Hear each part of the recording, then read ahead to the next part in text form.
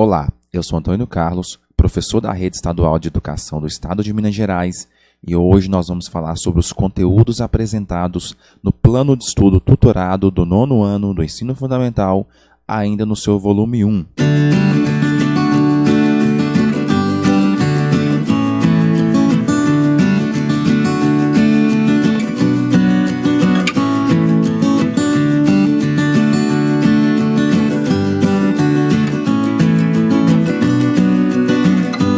Para essa quarta semana, a unidade temática a ser estudada, conexões e escalas. E o objeto do conhecimento é a divisão do mundo em Oriente e Ocidente. A habilidade que você vai adquirir com esta aula será associar o critério geográfico, religioso, cultural de divisão do mundo em Ocidente e Oriente, com o sistema colonial implantado pelas potências europeias. Os conteúdos relacionados serão a divisão eurocêntrica do mundo, a divisão do mundo em Oriente e Ocidente, colonialismo, metrópole e colônia. Só lembrando que também você vai concretizar com essa aula algumas habilidades interdisciplinares do componente curricular de História. O tema da nossa aula será a divisão do mundo em Oriente e Ocidente. Com esta aula, aluno e aluna, vocês irão entender como a divisão do mundo em Ocidente e Oriente está relacionada não somente aos critérios geográficos de localização, mas também está associado a aspectos históricos, culturais e religiosos. Antes de mais nada, faz-se necessário nós entendermos um pouco sobre alguns conceitos.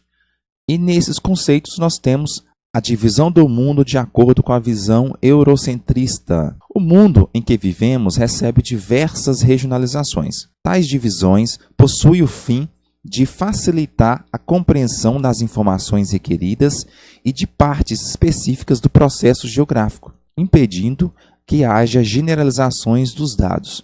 Nós temos o conceito de divisão regional como a divisão do espaço geográfico mundial. Essa divisão se faz necessário até mesmo para facilitar os estudos de forma didática sobre os espaços terrestres. Por isso que se faz necessário a divisão regional e utilizamos vários critérios para que isso ocorra. E isso vai evitar, então, a generalização de dados. Dentre as muitas divisões que o mundo é sujeitado, as principais divisões são divisão em hemisfério norte e sul, oriental e ocidental. Também nós temos a divisão em continentes, América, Europa, África, Ásia e Oceania, e assim por diante. Depende do critério a ser utilizado. Mas o mundo é regionalizado também do ponto de vista histórico, tomando como base os continentes já conhecidos. Nessa abordagem, o mundo é dividido em três: Velho Mundo, Novo Mundo e Novíssimo Mundo. O Velho Mundo é uma expressão usada para designar a visão do mundo em que os europeus detinham por volta do século XV. Naquela época, os europeus conheciam somente os continentes da Europa, África e Ásia. Então, nós temos aqui como o Velho Mundo sendo representado pelos continentes que nós conhecemos hoje: Europa, África e Ásia. Uma parte da Ásia que eles conheciam. O Novo Mundo é um termo criado pelos europeus também para designar o continente americano. A expressão teve seu uso difundido no período do descobrimento do novo continente, a América, pois até então era desconhecido pelos europeus, vindo a ser algo novo em relação aos continentes já conhecidos. Então, o Novo Mundo faz referência ao continente americano. Foi o Novo Mundo descoberto pelos europeus a partir das grandes navegações. Nós estamos falando do continente americano. Já o Novíssimo Mundo compreende o continente da Oceania, constituída pela Austrália, Nova Guiné, Nova Zelândia e outras ilhas. Tal denominação se deu em razão do continente ter sido o último a ser descoberto. Por isso que nomearam, então, essa região como Novíssimo Mundo. E é bom ressaltar que as regionalizações citadas acima não passam de uma visão eurocentrista, ou seja, a ideia que coloca a Europa como no centro do mundo, a qual crê que o continente, o Velho Mundo, é a principal civilização e que sua cultura, povo e língua são superiores às demais existentes. Aqui nós temos um termo muito importante que é a visão eurocêntrica. O continente europeu ele se colocava como centro do mundo. E com isto, as outras áreas a serem descobertas, como o Novo Mundo e o Novíssimo Mundo, em relação à posição do continente europeu já povoado, e o tratava como o Velho Mundo. Isso contrapõe a visão dos outros povos, porque para os outros povos, tanto na América quanto na Oceania, nós temos então a Europa sendo um novo mundo para eles. Ou seja, dependendo da visão do povo em análise, nós vamos ter esses conceitos de novo, velho e novíssimo mundo. A abordagem, então, eurocentrista desconsidera totalmente as civilizações existentes fora do velho mundo.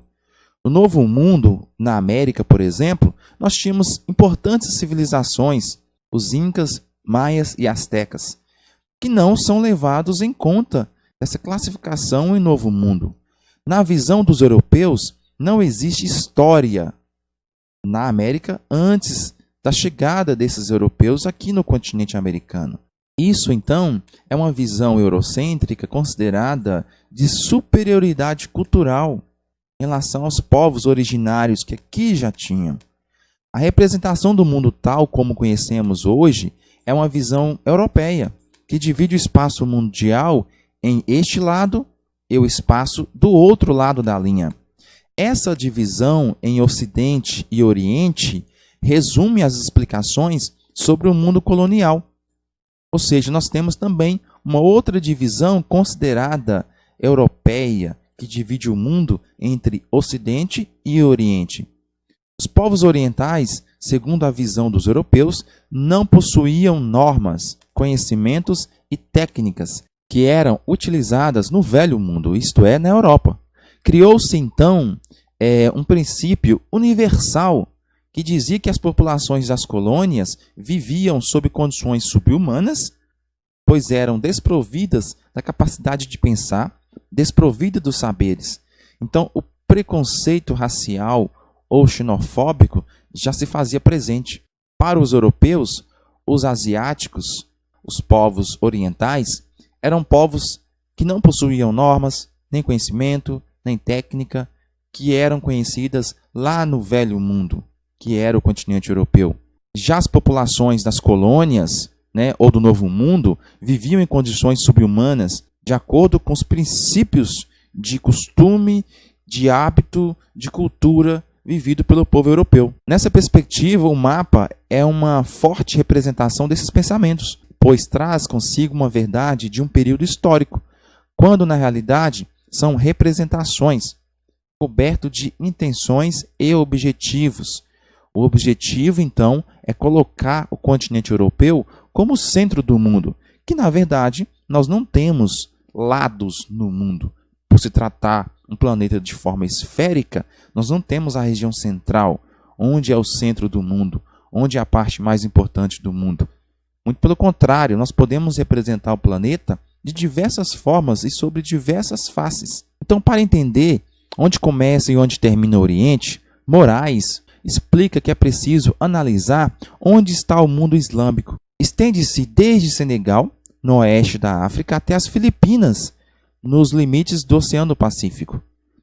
De norte a sul, vai desde o Cazaquistão, na Ásia Central, até a área da Tanzânia, na África, e a Indonésia, no Oceano Índico.